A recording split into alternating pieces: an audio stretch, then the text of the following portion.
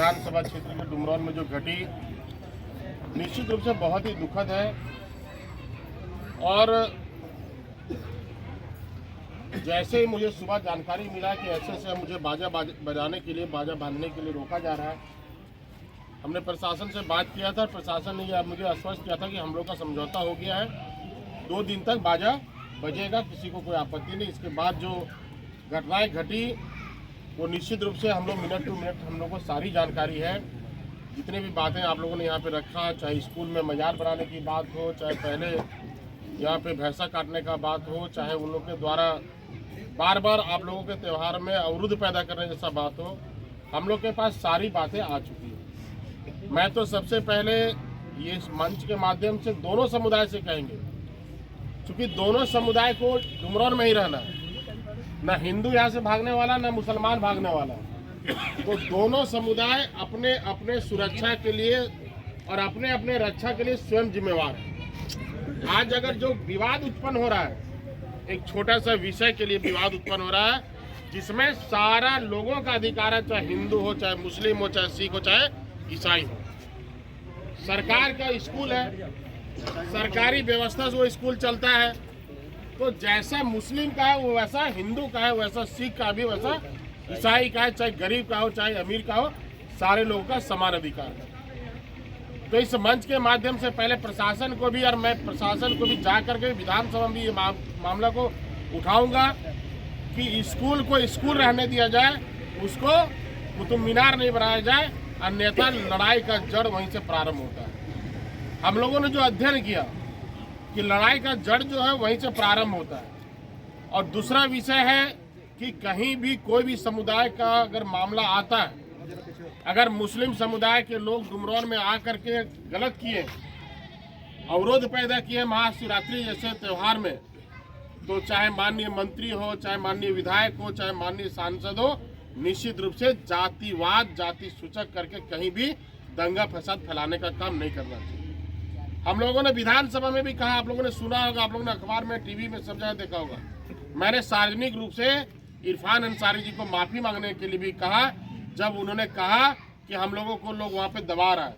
हम लोगों का तात्पर्य क्या होता है भाई, आप माननीय मंत्री हैं तो दोनों समुदाय के मंत्री हैं। आप अगर मंत्री हैं तो पूरे राज्य के सभी जनता के 3.25 करोड़ जनता के आप मंत्री हैं। तो निश्चित रूप से आपका मामला जो डुमरौन में बैठ के सुलझ सकता था, सरकार रांची में बैठ करके माननीय इरफान अंसारी के माध्यम से उसको और उलझाने का काम करा और आग लगाने का काम करा। मैं आपको यह आश्वस्त करता हूँ, निश्चित रूप से जो भी दोषी होंगे, चाहे सऊदी से आए हुए हो या सऊदी से बाहर हो, उससे मुझे कोई लेना देना नहीं। मैं आपको आश्वस्त करता हूँ, उसमें जो भी दोषी होंगे सारे लोगों का नाम चढ़ेगा। और जो यहाँ पे जिम्मेदार है, जो टारगेट करता है यहाँ पे हिंदुओं को, उसको भी मैं हटाने का काम करूँगा, ये आपको आश्वस्त करता हूँ। निश्चित रूप से आपसे भी आग्रह है, किसी भी तरह का जो मामला अभी हो गई है, चूँकि आप प्रशासनिक व्यवस्था में अब चले गए हैं, जो होना था क्या हुआ नहीं हुआ, जो होना था हो गया, खत्म कीजिए उस बात को। क्योंकि अभी मामला प्रशासनिक व्यवस्था से, प्रशासन आपको क्या निर्णय देता है पहले हम लोग उसका इंतजार करेंगे। प्रशासन अगर आपके साथ इंसाफ करता है तो अच्छी बात है, नहीं तो हम लोग लोकतांत्रिक व्यवस्था से चलेंगे। अभी हम लोग मुसलमान से झगड़ा नहीं करने जाएंगे, हम लोग झगड़ा थाना में और ब्लॉक में जाके करने जाएंगे। अगर हम लोग को इंसाफ नहीं मिलता है तो सारा यहाँ से लेडीज, जेंट्स, बच्चा, बुजुर्ग, बूढ़ा बूढ़ी मिल करके हमारे नेतृत्व में हम आगे आगे रहेंगे, आप लोग पीछे पीछे रहेंगे, हम लोग जाकर थाने का घेराव करने का काम करेंगे, ब्लॉक का। क्योंकि हम लोगों को रोकने का काम और मार खिलाने का प्रशासन ने किया, और आज फंसाने का काम भी प्रशासन कर रहा है। जब प्रशासन के सामने ढेला पत्थर चला है, प्रशासन के सामने यहाँ पे पथरा हुआ है, प्रशासन बैठा हुआ है, यहाँ पे मुखिया बैठे हुए हैं, प्रमुख बैठे हुए हैं, उनके सामने जब पथरा हुआ है तो उससे ज्यादा बड़ा गवाह और कहीं पे कुछ नहीं है। सबसे पक्का अगर कोई गवाह है तो थाना प्रभारी, प्रशासन के और आला अधिकारी वहाँ पे मौजूद थे, वो है। तो उनको स्पष्ट रूप से देखना चाहिए कि दोष किसका है।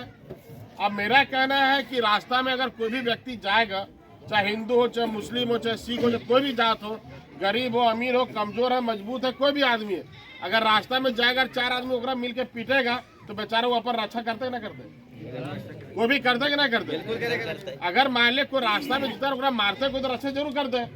अब रक्षा भी करना अगर भारत में गुनाह हो जाएगा तो निश्चित रूप से हिंदुओं को भारत में रहने का अधिकार ही खत्म हो जाएगा। इसलिए आप लोग निश्चिंत रहिए। हम लोग पूरे घटना को हम लोग नजर रखे हुए हैं और निश्चित रूप से आपको ये आश्वस्त करते हैं, कभी भी ना आपके साथ नाइंसाफी नहीं होने देंगे हम। अगर नाइंसाफी होगा तो निश्चित रूप से हम लोग अगला बार यहाँ नहीं बैठेंगे, थाने में और ब्लॉक में रोड पे बैठने का काम करेंगे। हम लोग इतना भी कमजोर नहीं है। अगर अगला रांची में बैठ के बोलता है कि हमको आप कमजोर समझते हैं, तो हम लोग भी यहाँ पे बैठे हुए कमजोर नहीं है।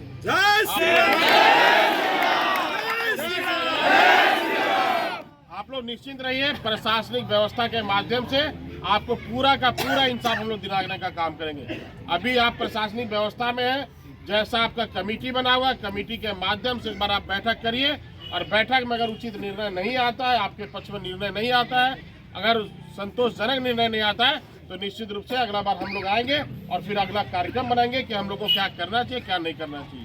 अभी आप जैसे दोनों समुदाय से इस मंच के माध्यम से कहना चाहते हैं कि दोनों समुदाय शांति व्यवस्था बनाए। चूंकि देखिए, 1 मिनट के लिए हम विधायक आपके हैं, तो हमको पूरा अधिकार है आपके साथ रहने का, आने का, जाने का, आपका सुख में, आपका दुख में, हर एक तरह से आपका लाठी बन करके हमको खड़ा रहने का। लेकिन यहाँ पे और लोग आके राजनीति नहीं करें, आपको आके भड़का नहीं, उसको आके भड़का नहीं, आपको आके लड़ा नहीं, तो ये भी जिम्मेवारी हमारी बनती है कि आप लोग को चूंकि रहना यहीं पे डुमरौन में ही रहना, आपको भी यहीं रहना और उसको भी यहीं पे रहना, तो आपका मामला कैसे सॉर्ट आउट हो जाए, मंदिर का जो स्कूल का जो मीनार है वो कैसे हट जाए, स्कूल स्कूल रहे, मस्जिद मस्जिद रहे, मंदिर मंदिर रहे, ऐसा कैसे व्यवस्था प्रशासन बनाता है, उसका चिंता प्रशासन पहले करे और हम लोग को बताए कि ये सब कार्यक्रम कब संपन्न होगा, कैसे वो करेगा। इस नहीं तो फिर हम लोग आने वाले दिन में उग्र आंदोलन प्रशासन के समक्ष करेंगे। आपसे आग्रह विनती विनम्र निवेदन है कि आपकी लड़ाई हम लड़ रहे हैं और बेहतरीन ढंग से लड़ रहे हैं, चाहे सड़क से लेकर के सदन तक में हो, कहीं भी आपका भाई कमजोर नहीं, आपका भाई कहीं भी आपको कमजोर नहीं होने देगा, आपका सर कभी झुकने नहीं देगा। मैं आपको यह आश्वस्त करता हूँ। सरकार को भी मैंने मजबूर किया, वहाँ पे सरकार को भी मैंने सदन में मजबूर किया, वहाँ भी मैंने इरफान अंसारी को कहा है कि आप सार्वजनिक रूप से पूरे हिंदू से आप माफी मांगिए, क्योंकि आपने गलत बयान अब एक मंत्री होने के नाते आपने दिया। इसलिए आप निश्चित रहिए, आपकी लड़ाई मैं लड़ रहा हूँ, आप सिर्फ मेरे पीछे पीछे रहिए, शांति व्यवस्था बना के रखिए। जो शिवरात्रि के दिन हुआ उसका हम लोग इंसाफ प्रशासन से लेंगे। इन्हीं चंद बातों के साथ आप सबको बहुत बहुत धन्यवाद। जो कि सरकारी स्कूल है,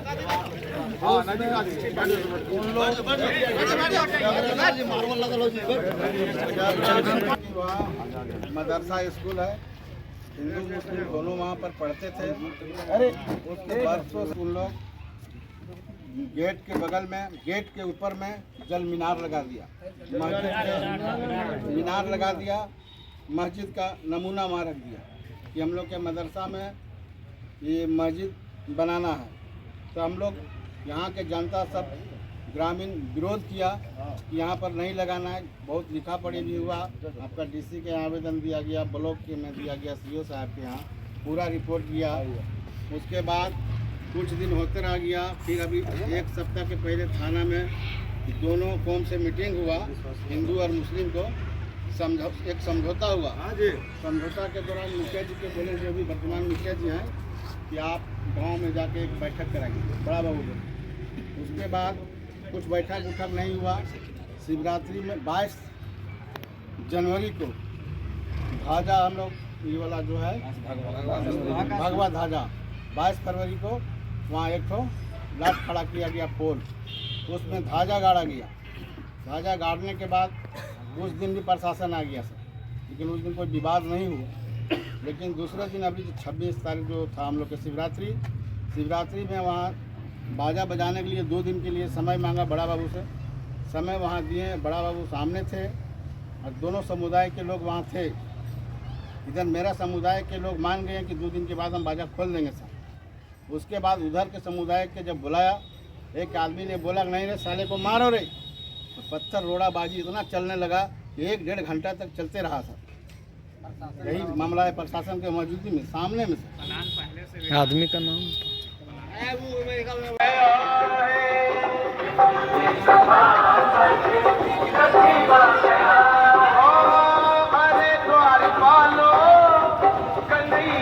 कह दो कि गरीब आ गया।